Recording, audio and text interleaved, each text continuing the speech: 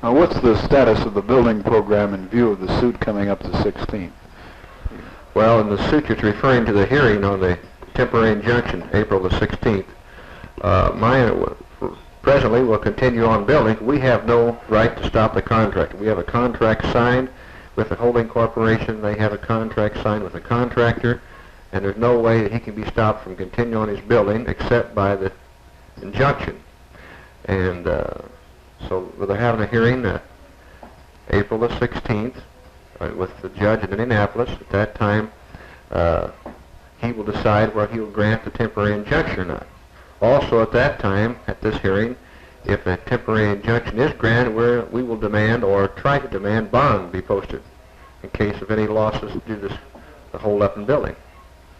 Now, the group that has filed this suit have several complaints which they have aired over a matter of several months before it got to this point. Have they come to you recently and asked for some of the demands that they are putting in their suit? In other words, said they would not sue if they got certain No, demands? sir. You mean have they came to the school board and said, we will not sue if you do this, that, and so forth?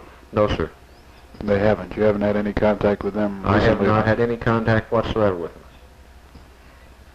And I know of no other board member has either, or Dr. Corey. Does the school board have any plans in the event the injunction is granted? Well, not at the present. It's my understanding if the injunction is granted, all we can do is just sit here and take advice from our attorneys.